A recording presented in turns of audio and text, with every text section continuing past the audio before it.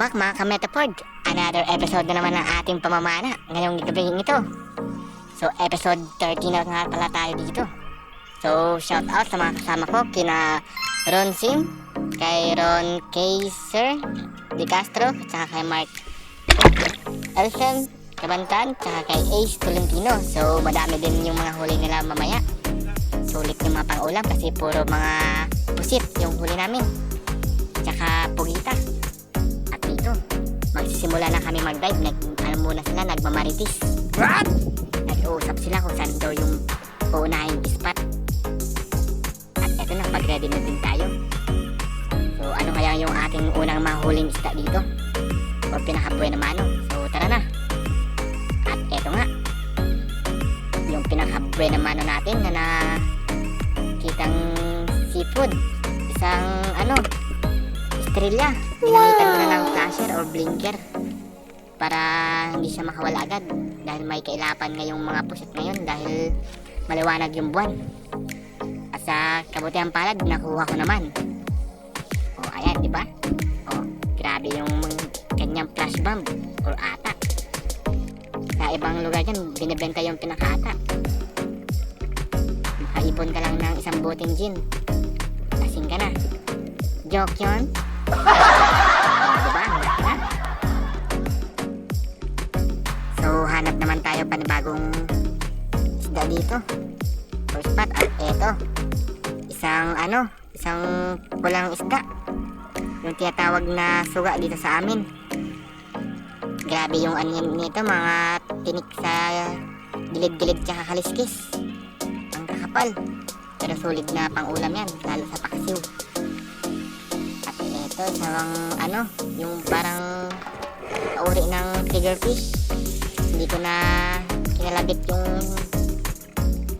natin sa shop. Tinusok ko na agad kasi maamo naman yung isda. Masarap din itong inihaw. So dito nga sa medyo may kalayuan, nakakita tayo ng isang bagulan. Wow! Ito yung mga tinatawag na buko-buko, yung mga kauri ng cuttlefish na hindi na masyadong lumalaki. Pero na umaabot na ito ng 1 kilo. Ayun, no? Kitang-kita sa camera.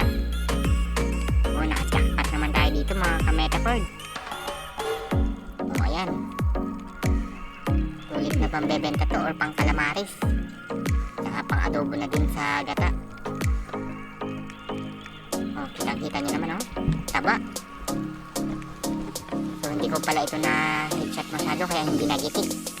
Shout out sa'yo, Albergen Motel. Gitik na naman sa ML. At eto yung swerte.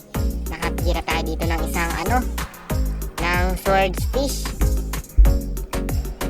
Swordfish ba yung tawag doon? O yung yung tawag doon? Sa Bisaya ay dito sa amin, yung napakadelikadong isda. Dahil pag may makita sa'yong kintab, isusugurin ka agad. Oo, ang haba, laki nito isda na to. Ito yung benwag kung tinatawag sa amin. Napakadelikadong isda to. Sa mga baguhan lang mag spear fishing, so ingat-ingat kayo sa mga ganitong klaseng isda. Dahil napakatalas ng ipin yan, no? Kitang-kita naman. Saka yung mga mata nyo, ingatan dahil baka matusok. Pag ilawan nyo agad, itago nyo agad yung yung mga makikintab nyong accessories sa inyong katawan. Napakatulis ng ngipin ito, oh. Nakita nyo sa video, oh, napakalaki pa. So hanap naman tayo panibago. At dito sa ilalim, mayroong ibang klase ng crab dito, oh. Ibang lugar yan, kinakain yan, pero nayaan ko na lang muna dahil dalawa sila, oh. Para magdami yung mga ganyang klaseng alimango. Ayan, pinaglaruan mo na lang. Ayaw talaga bitawan yung kanyang bit-bit dyan, oh. Nasa mababaw lang tayo na part dahil high tide. At dito, jackpot tayo dito mga kametapod, ganito pala yung mga butas ng pugita. Wow! At saka ito yung tips para mas hindi kayo mahirapan sa pagkuha ng pugita. Tusok-tusokin nyo lang yung pinakabutas niya. So pag gabi pala yan ay pag nailawan nyo, kulay puti yung kanyang mga galamay. Ayan o, nakikita sa video. Yan, ganyanin nyo lang para makuha nyo agad. Antayin nyo lang na lumabas para hindi kayo mahirapan. Pero pag may mapakalalim yung pugita, edi panain nyo na. Dahil nagka-camouflage, iba hindi nyo mahanap. Ito nasa mababaw lang. O ayan, lumabas na nga. O diba? Yan, sabay hindo yan, sabay tira. O sa pool. At dito, inablot ko agad yung pugita dahil baka ma-bend yung ating shop o matiko.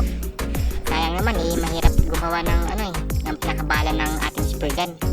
O ayan, napakalaki na rin. Abutin na rin ng 1 kilo to. Kitang-kita nyo naman sa video ng hawak ng pana, ayaw bitawan. Yung ibang huli pala natin, hindi ko na nabidyoan dahil medyo may kailapan, lalo yung mga panos, mga klase din ng pusit.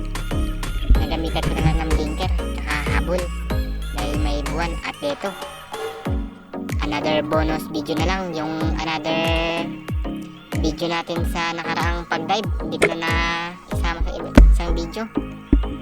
At triple tail, nakasanda lang sa bato, na sentro agad natin. At saka ito, isa din itong uring ng buko-buko. Akala mo hindi kita makikita, naggagaya pa nga sa sa pinakakulap po na tinatawag, nagka-camouflage. Dahil malinaw ang ating mata, nakuha ko na, nakita ko agad. Ayan, may kaliitan lang yan.